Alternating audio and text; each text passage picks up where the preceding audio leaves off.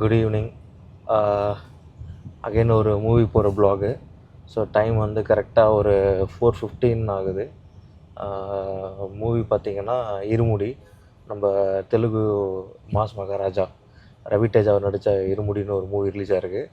நேற்று release ஆகிருந்து. Movie செம்ம review, நல்ல டாக் இருக்குது. ஸோ ஆல்மோஸ்ட் அவருக்கு ஒரு பெரிய கம்பேக்கு. கிட்டத்தட்ட ஒரு நல்லா கரெக்டாக சொல்லணுன்னா ஒரு 7-8 இயர்ஸ் கழித்து ஒரு நல்ல ஒரு ஹிட்டான மூவின்னு சொல்லி பண்ணியிருந்தாங்க.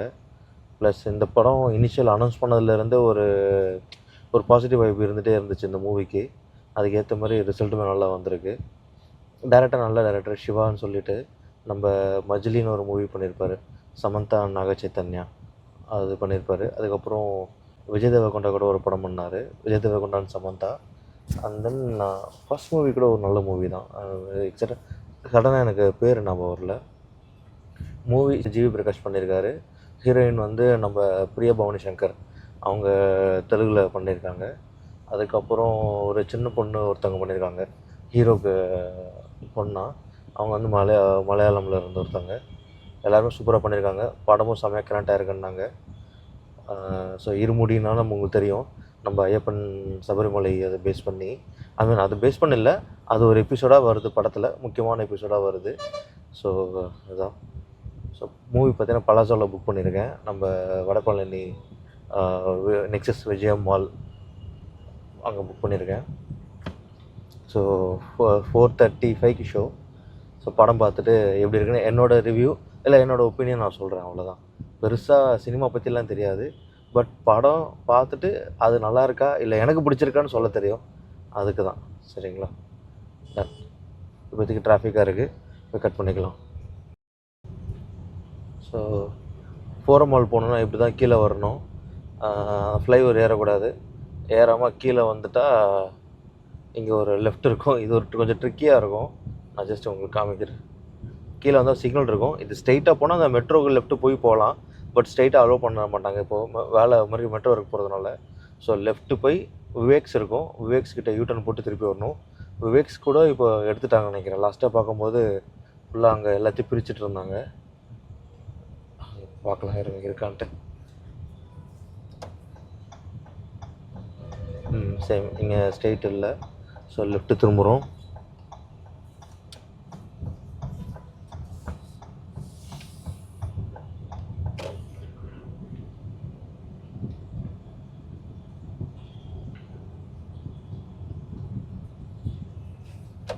இந்த இடத்துல யூட்டர்ன் பண்ணணும். இதான் நான் சொன்னேன் விவேக்ஸ் இப்போ இல்லை பாருங்கள், எல்லாம் அன்றைக்கி எதாவது பிரித்து மேய்ஞ்சிட்டு இருந்தாங்க. கடையை எடுத்துட்டாங்க நினைக்கிறேன் இங்கேருந்து.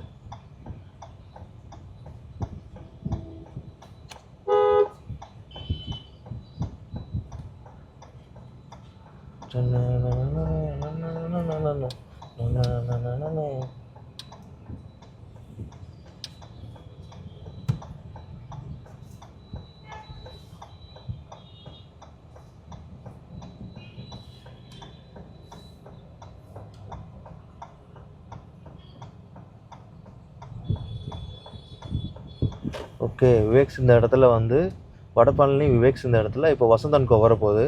அங்கே போர்டு ப்ளேஸ் பண்ணியிருக்காங்க விரைவில் அப்படின்னு சொல்லிட்டு. ஒரு நல்ல நன்மைக்காக இருந்துச்சு, பெரிய விவேக் ஷோரூம். தெரியல என்ன ரீசனுக்காக எடுத்துட்டாங்கன்னு தெரியல. ஸோ ஃப்யூச்சரில் இங்கே வந்து பார்த்தா வசந்தன்கோ இருக்குன்னு நினைக்கிறேன் இதுக்கப்புறம். ஸோ இப்படி யூட்டர்ன் போட்டு திருப்பியும் லெஃப்ட் திரும்பி போனால் தான் நம்ம தேட்டருக்கு போக முடியும்.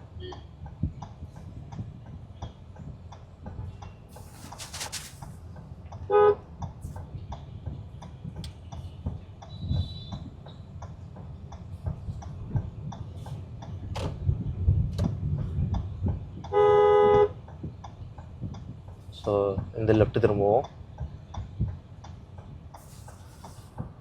ஸோ லெஃப்ட் திரும்பணும். ரைட் சைடில் இருக்கிறது வந்து மெட்ரோ, நேராக போனால் ஃபோரம் மால்.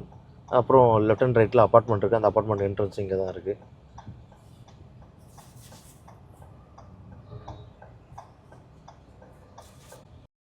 மாலோட என்ட்ரன்ஸு.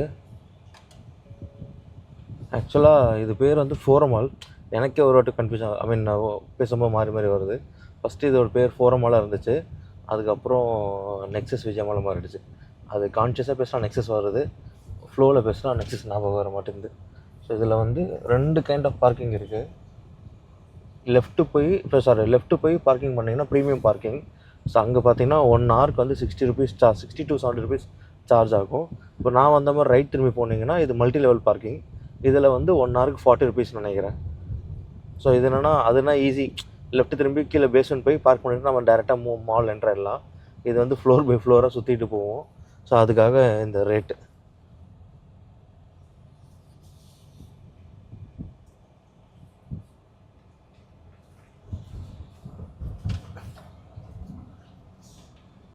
இருக்குது. இப்போ எல்லா மால்லையும் ஃபாஸ்ட்டாக கொண்டு வந்துட்டாங்க. அது இன்னும் கொஞ்சம் கன்வீனியண்ட்டாக இருக்குது. அதே மாதிரி எவ்வளோ அமௌண்ட் எடுக்கிறாங்கன்னு தெரிய மாட்டேங்குது. அது கொஞ்சம் வருத்தமாகவும் இருக்குது. ஸோ மால் என்ட்ராகும். இது ஒரு மல்டி லெவல் பார்க்கிங். இதில் ஒரு ட்ரிக்கி பட்டணுன்னா நம்ம ஒரு சைடு ஏறுவோமா, ஃபார் எக்ஸாம்பிள் இப்போ நான் அங்கே போய் ரைட் ஏற போகிறேன், பட் இவர் கார் கீழே இருப்பாருங்க. ஸோ ஏறுறது இறங்குறது பக்கத்துலேயே இருக்கும். அது இறங்குறது இது ஏறுறது. இந்த செவருலாம் பாருங்கள் எவ்வளோ மார்க் இருக்குன்னு. அப்போ எவ்வளோ பேர் சம்பவம் பண்ணியிருக்காங்கன்னு பார்த்துக்கோங்க. இதில் இருக்கிறது ஃபுல்லாகவே வண்டியோட மார்க்காக இருக்கும். ஓகே, மூவி முடிச்சுட்டு வந்து பார்க்குறேன். மூவி முடிச்சுட்டு ரிவ்யூ சொல்கிறேன். பாய். இப்போ படம் பார்த்து முடிச்சாச்சு. ஸோ டைம் பார்த்தீங்கன்னா அரௌண்ட் 8:40 ஆகுது. ஸோ 7 o'clock ஷோ முடிஞ்சிச்சு. வடபழனிலேருந்து இங்கே வேளச்சேரி வரைக்கும் செம்ம டிராஃபிக்கு. ஸோ இப்போ வீட்டுக்கிட்ட வந்தாச்சு. சரி இந்த ரிவ்யூ சொல்லிடலாம் அப்படின்னு பார்த்தேன். இடுமுடி ஒரு நல்ல மூவி தான். பட் என்னென்னா இந்த ஆன்லைனில் இப்போ ரீசெண்டாக 2 டேஸாக நேற்று ரிலீஸ் ஆச்சு. பக்கம் ரிவ்யூலாம் நிறைய வந்துட்டு இருந்தது. அந்த மாதிரி இருக்குன்னு நினச்சேன். பட் ஓகே தான், ஒன்றும் மொக்க மூவிலாம் கிடையாது, நல்லா இருக்குது. என்ன எனக்கு டிப்பிக்கலாக யூஸ்வல் தெலுங்கு சினிமா மாதிரியாக இருந்தது.